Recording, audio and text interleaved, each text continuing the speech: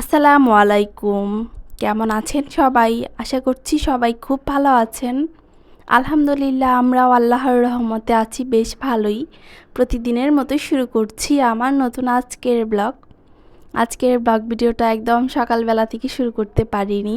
সকালবেলা অফ ক্যামেরাতে নাস্তা করে নিয়েছি, ঘুম থেকে উঠে অনেক কাজই করেছি। তারপরে রান্না করতে চলে এলাম। এই তো আজকে সেই পুঁইশাক দিয়ে মাছ রান্না করব, পাঙাশ মাছ। এটা কিন্তু আমাদের দুজনেরই পছন্দ। আসলে পুঁইশাকটা আমারও খুবই পছন্দ। এটা দিয়ে আজকে রান্না করব। আর ডাঁটাগুলো খুবই কচি কচি ছিল। পুঁইশাক কিছু ভাজিও করব, আবার রান্নাও করব। যাই হোক, এদিকে আমি সুন্দর করে পুঁইশাকগুলো ধুয়ে নিচ্ছি। যেহেতু বৃষ্টির সময় পুঁইশাক এনেছি, একদম ফ্রেশ ছিল, ময়লা ছিল না এরকম। তবুও তো ধুতে হবেই। সুন্দর করে আমি ধুয়ে নিচ্ছি। ওইদিকে আমি রান্নাটাও বসিয়ে দিয়েছি। আসলে আদিতা একটু অসুস্থ হওয়ার কারণে সব কিছুতেই একটু তাড়াহুড়া লেগে যায় আমার। কারণ আদিতার একটু আলাদা যত্ন নিতে হয়, তাকে একদম ঠিক টাইম মতো ক্রিম লাগিয়ে দিতে হয় পায়ে। তারপরে ওষুধ খাওয়াতে হয়, ওষুধ তো 3 বেলা আছেই। ওষুধ খাওয়াতে হয় টাইম মতো, আবার একটু একটু তো খাবারও খাওয়াতে হয়। যেহেতু অ্যান্টিবায়োটিক খাচ্ছে, একদম ছোট বাচ্চা, তাই তাকে একটু আলাদাই যত্ন নিতে হচ্ছে। একটু পরপরই খাবার দিতে হচ্ছে। খেতে তো এমনি চায় না, তবুও দিতে হচ্ছে। যাই হোক, তার পাশাপাশি তো কাজও করছি। কাজ তো আর থেমে থাকবে না, কাজ তো করতেই হবে। এদিকে বৃষ্টি, অনেক 5-7 দিন ধরে বৃষ্টি, একদমই অগোছালো অবস্থা রুমের। কাপড় কিছু জমে আছে, ওগুলো তো শুকানোই যাচ্ছে না। বারান্দাতে কিছু কিছু শুকানো যাচ্ছে। আর বেডশিট উঠিয়ে রেখেছি একটা।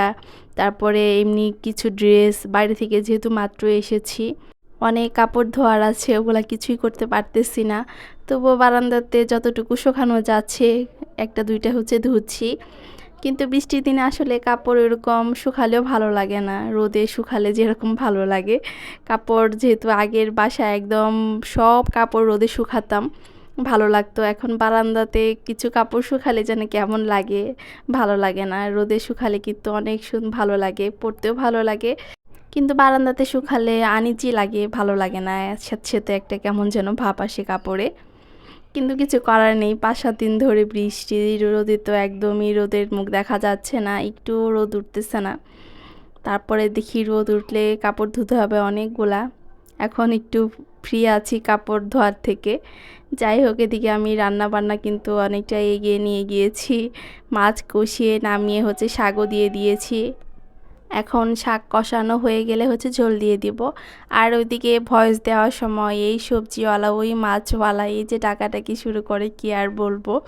একদিকে খুব কষ্ট করে ভয়েস দিতে হয়, আরেকদিকে এই ডাক সেই ডাক, ভয়েস বারবার কাটতে হয়, দিতে হয়। এই কারণে খুবই কষ্ট লাগে, ভালো লাগে না। একটু শান্তি মতো কিছু করা যায় না এরকম।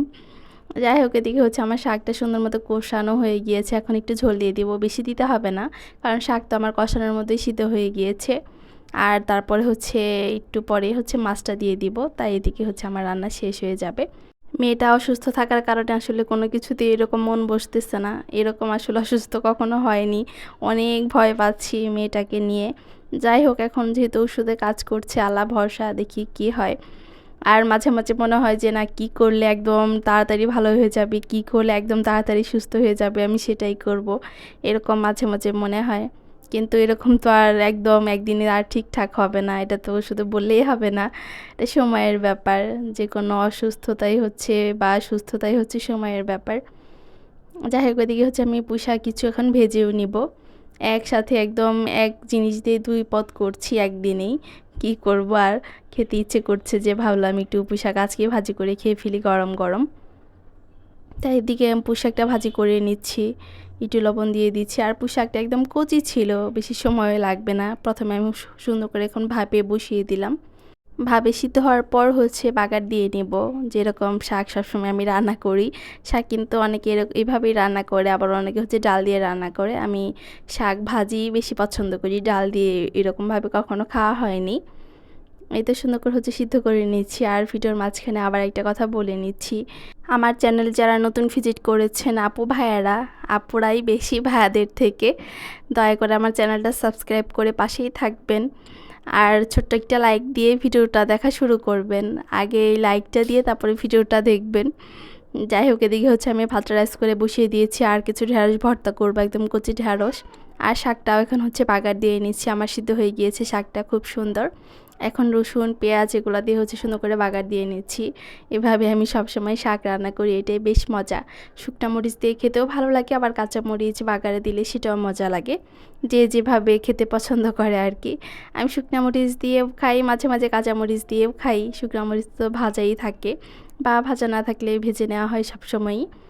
যাই হোক, এদিকে হচ্ছে শাক রান্নাটাও আমি রেডি, তরকারিটা আমার হয়ে গিয়েছে। ওইদিকে তো আমি ভাতটা বসিয়েই দিয়েছি। আর আমার মেয়েটা হচ্ছে একটু কার্টুন দিয়েছি, কার্টুন দেখতেছে। সে তো এমনিতে কান্নাকাটি করে না, চানাচুর মুড়ি এগুলো দিয়ে বসিয়ে রাখলে বসিয়ে থাকে, বা মাঝে মাঝে কার্টুন দিই, সুন্দর করে কার্টুন দেখে। আর এদিকে দুপুরবেলা একটু ছাদে এসেছি, দেখলাম যে অনেক দিন যাবত ছাদে যাওয়া হয় না। বাড়ি থেকে আসার পর তো এরকম টাইমই পাইনি, একটুও টাইম পাইনি ছাদে যাওয়ার, আর বৃষ্টিই ছিল।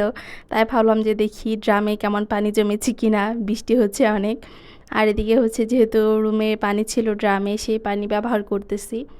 আর পানি প্রায় অর্ধেক হয়ে গিয়েছে, যদি পানি থাকে তাহলে হচ্ছে আদিতার বাবা এনে দিবে। দেখি যে একদম ভরপুর পানিতে, একদম চকচকে ঝকঝকে পানি। একদম বৃষ্টি হচ্ছে যেহেতু অনেক দিন যাবতই, একদম চকচকে পানি।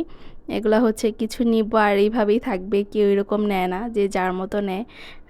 কারো কোনো ড্রামে বা কিছুতে কেউ হাত দেয় না। যাই হোক, নিলেও সমস্যা নেই, বিশাল বড় ড্রাম, এখানে পানি নিলেও 1 বালতি 2 বালতি পানি নিলেও সমস্যা হবে না। আর চট্টগ্রামে এই এলাকাতে আশেপাশে এদিকে যাদের ওয়াসার পানি নেই, একদম লাইন নেই, তাদের বৃষ্টি ভরসা। বৃষ্টির পানির জন্য অনেকেই অপেক্ষা করে থাকে যে কখন বৃষ্টি নামবে, বৃষ্টির পানি দিয়ে হচ্ছে রান্নার কাজে ব্যবহার করবে। আর আমরা এই কারণে হচ্ছে ড্রামটা কিনে নিয়েছি, যে ড্রামে থাকবে এরকম, যখন মন চাবে তখন আনতে পারবো, দিনেরটা দিনে না আনলেও চলবে। এই তো আমার মেয়েটাকেও নিয়ে এসেছি ছাদে, তার পায়ের দিকে লক্ষ্য করলে বুঝতে পারবেন যে আসলে তার পায়ের কী অবস্থা। ওইভাবে একদম কাছে না নিয়ে না দেখাই, ভিডিও না করি, আমার দেখলেই ভয় লাগে, আসলে এমন অবস্থা হয়েছে। এখন কিন্তু একদম শুকিয়ে যাচ্ছে প্রায়, কিন্তু আগে ছিল আরও ভয়ঙ্কর ছিল। যাই হোক, এরকম কিন্তু অনেক বাচ্চাদেরই ভাইরাস জনিত এরকম সমস্যা হচ্ছে। যাদের যে আপুদের বাবুরা একদম ছোট ছোট আমার মেয়ের মতো, তারা সাবধানে থাকবেন। একটু কিছু দেখলেই ডক্টরের কাছে যাবেন, এরকম বিশাল কিছু হতে দিবেন না। আমাদের বাড়িতে থাকার কারণে এরকমটা হয়েছে, আসলে ওরকমভাবে কোনো কিছু বুঝিনি যে এরকমটা হয়ে যাবে। যাই হোক, আসলে ভুল থেকে মানুষ সংশোধন হয়, এরকম ভুল আর কখনোই হবে না, জীবনেও হবে না আশা করি। এই তো এদিকে হচ্ছে আম দিয়ে মুড়ি খাচ্ছি। এভাবে কার কার পছন্দ আম দিয়ে মুড়ি খাওয়া, আমার তো খুবই পছন্দ। আমের দিন আসলে আমার আম দিয়ে মুড়ি খেতেই হবে, এরকম আমার অনেকে হয়েছে যে গতবার সকালে উঠে আমার নাস্তা ছিল হচ্ছে আম দিয়ে মুড়ি দিয়ে খাওয়া। যাই হোক, ভিডিওটা আজকে এ পর্যন্তই রাখবো, আর বাড়াবো না। সবাই ভালো থাকবেন, সুস্থ থাকবেন, আল্লাহ হাফেজ।